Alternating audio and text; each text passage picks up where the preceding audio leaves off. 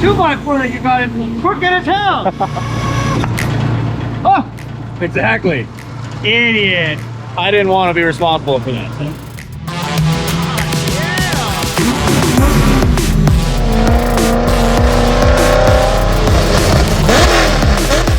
Oh! Is that seawater? Look at this, dude. This is the most disgusting car I've ever touched.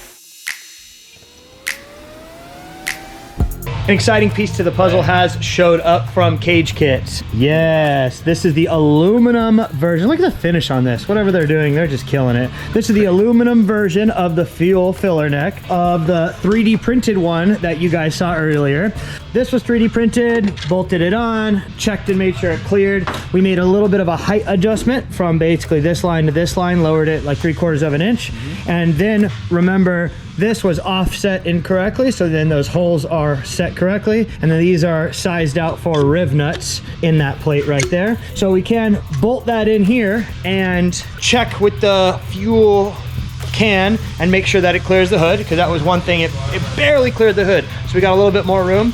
And then we can kind of transition into building the fuel filler. That was something that we've kind of been waiting on, that filler neck. It needs to get placed, confirmed, welded onto the radiator, then we can start building the fuel filler. Sort of like that. Yeah. Boom. Sick.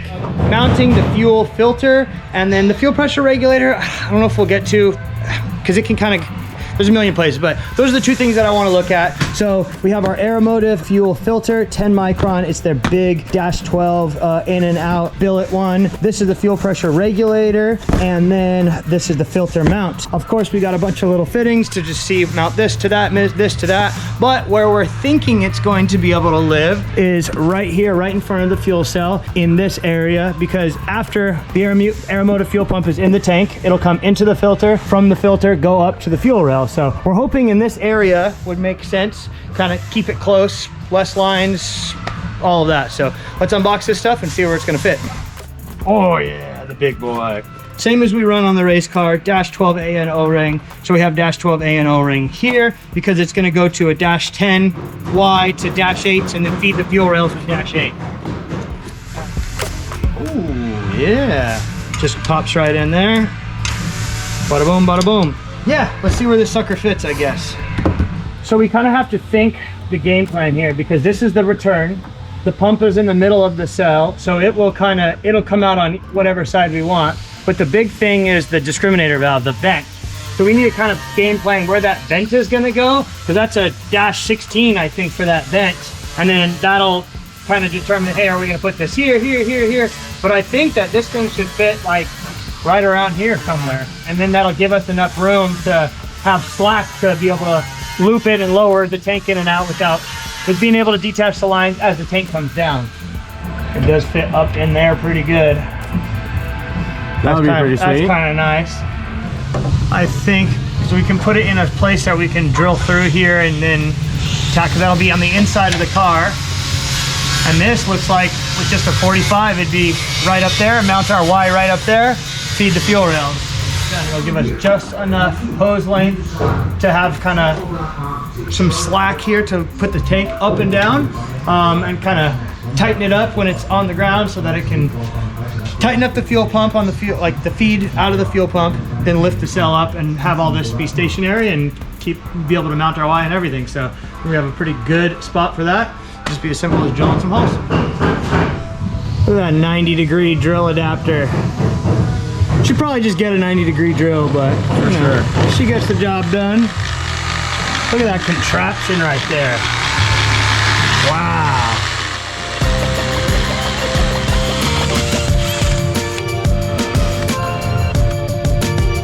Holes are drilled. Boom, boom. Alec will throw the nuts on the back of there. Yep. All right. Nice. Boom. Super easy. Get the fuel filter. Just literally slide right in.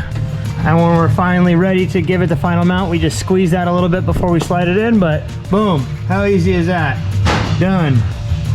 Now that the fuel filter is mounted, we're gonna work on the other end of the fuel system, the fuel feed. We got it mounted to the radiator, and now we're gonna start building the actual fill tube to the cell. From this, the dry brake, to the cell. So we can kind of see where it's going here. There's the fuel filler, and there is the top of the cell. So we need to build a tube that'll come from here, miss the radiator, and land right into the top of that cell right there. So what we are going to do is some hard, like a miter cut on a 2 1/4 inch tube. We need to make have an angle cut piece of tube for the top of the cell that will weld onto the cell, because they feel safe providing me with just an aluminum flange that will weld to the top of the cell to match the angle. But CAD Chris, being the guy that he is, took it upon himself to tell us everything that there is to know. So check this out. He just texted me back on this. 90-degree silicone will need to be cut to this length. Look at this. This is all in CAD. That's a vibrant coupler based off of their engineering drawings that we put in CAD, so we know exactly how much to cut off that 90-degree vibrant coupler. He'll tell me how much it needs to be trimmed. That's the straight. It needs to be 3.5 inch straight if it isn't already. And then this is where the miter cut comes in, and he has all the angles of how much it needs to cut, the total angle that it needs to be, the distance and gap that we will need to have it be required so the fuel cell can have enough misalignment to be able to come down and up, because this is going to stay in the car, and this being part of the fuel cell will go up and meet that with the silicone coupler. So Chris, thank you, but you almost took all the fun out of it, you know? Get it straight, dude. Rookie. Yeah. Bada boom.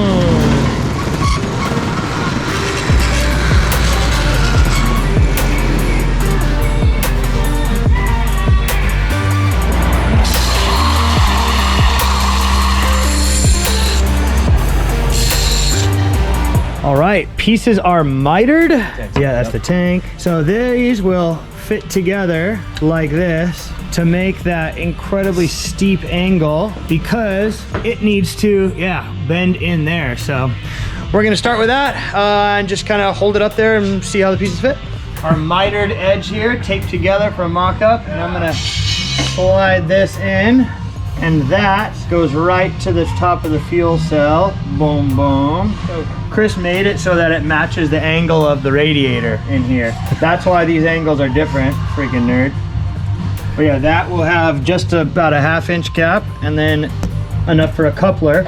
And we wanted enough gap down on the tank so that with this being installed in the car, the tank can still come in and out.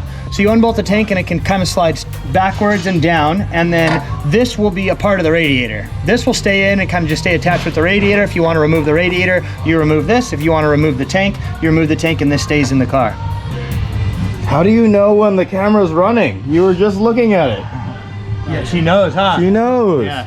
So, yep, Chris is right, and I'll explain to you why. Because if you get from this angle, you can see that the angle of this, and it's just touching down here a little bit, right there. So we need to shorten up that end at the fuel filler, which will make this angle completely straight along the radiator. And yeah, we do need a little bit of a longer coupler here. We need a 3.5 inch to bridge the gap right here, but damn, that is pretty nice. Yeah? You like the fuel filler? Okay. 2x4 that you got in quick in town. You want a better one?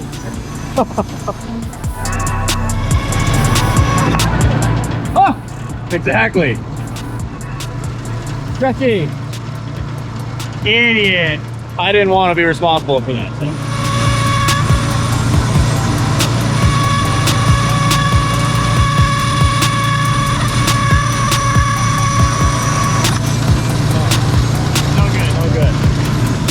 Better plan.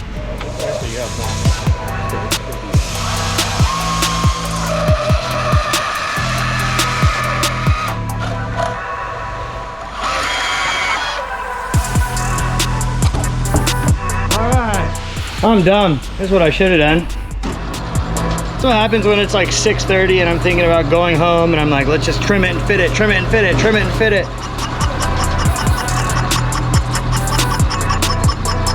We're gonna disregard the fact that I scratched the crap out of the dry brake. Fortunately, it's on the back, you can't see. but still, I'm mad at myself. I just got this marked out. This is for the top of the cell. I'll show you guys where this goes. Right in here, I have that marked out for the angle so that it can connect to this feed. So that is ready to get welded. I'm gonna pull that top plate off and bring it over to the weld bench. This angle is confirmed and good because this is confirmed and good, so that can get welded. After I weld that, I'll probably figure out a couple of mounts, maybe 2 mounts, so that it's kind of on there, robust, and go from there. So yeah, I'm gonna pull this and get welding.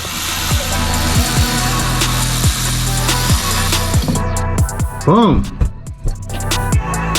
Fuel flapper valve. Then this, line this sucker up. Boom. Okay, got this sucker lined up. Friggin' weld it.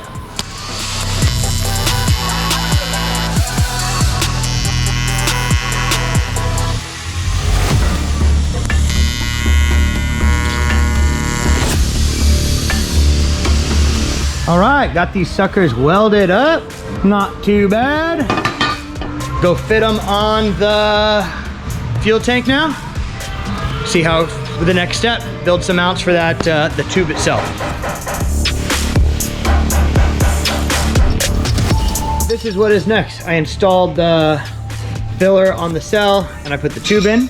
You can see here, tube is in, filler, angle is all right. I've decided that I want the fill tube to live on the car. So if you need to pull the radiator, you loosen it from here. This will come up and out of the way. If you want to pull the fuel tank, this will stay here. You remove the clamp from right here or right here, fuel tank goes down. So I'm gonna make a mount because this bracket, which is the radiator mount, stays on the car. This is the radiator. You pull a bolt out of here and then the radiator comes out of the rubber mounts. So I'm gonna build a tab from here to here and then probably a tab from here to here, put a rib nut in, and then this is a part of the chassis, which is nice because then you can pull things in and out independently, not having one affect the other. You don't have to pull the radiator and mess with the fuel and this, like you can just pull the radiator with one hose clamp and then the regular radiator mounts. Makes life easy. Looking pretty good. I got some template material and my scissors. I'm gonna make a couple tabs. Got my little template, gonna do a bracket right here and weld this to this. That will support this fill tube and it'll be part of the car.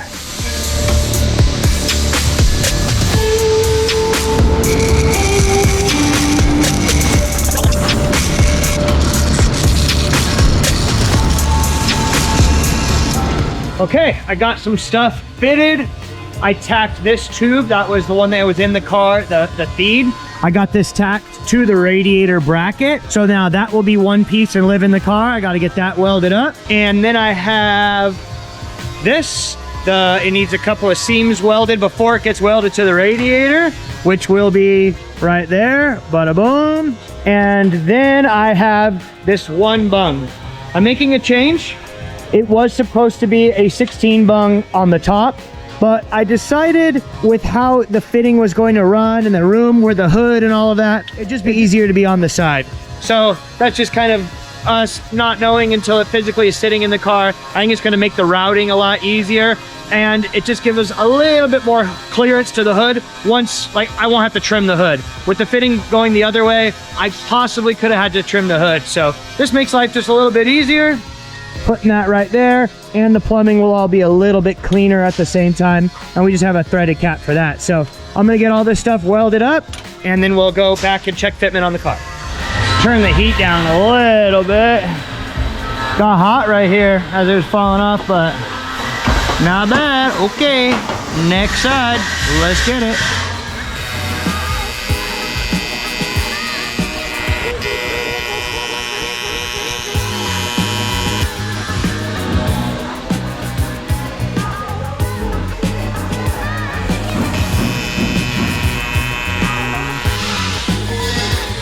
This is what happens on like a first piece, you know?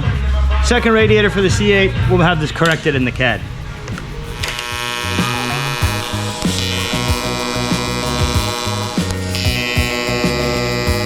Clearly not as good as the PWR guys, but I can get the job done. All right, radiator modified. I just now need to weld this onto the radiator. I'm gonna let it cool. I gotta kind of sand the back here this edge so that it can sit flat against the radiator. Locate it with the bolt, get that welded on, and we'll be able to reinstall and check everything. So moving along nicely. And all the aluminum welding is done. Boom. Not too bad. I think it came out pretty good. Obviously, these guys, they freaking kill it, but I did all right. Time to put the 5mm rib nuts in, and then all of this can go back in the car and get checked. Hey, bro, check my view. Check my view, please. No, it's pretty good, but check, see if the view looks good. Yeah? Pretty good. Maybe angle down a little bit more even. More even. Yeah. That way you actually see like this part. Yeah, yeah.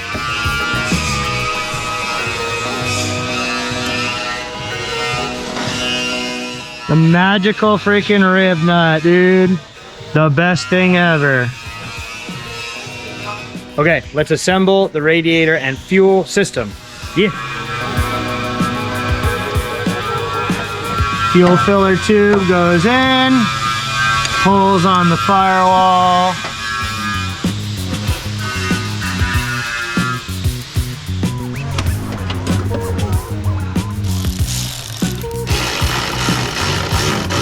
Damn, that's freaking sturdy. I don't know if it needs anything else.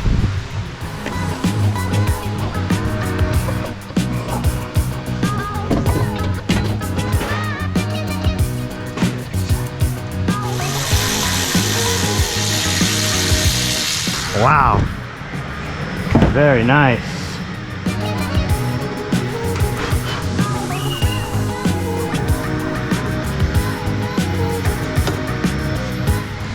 Probably want the 90 coupler on there first. Dang. Sick.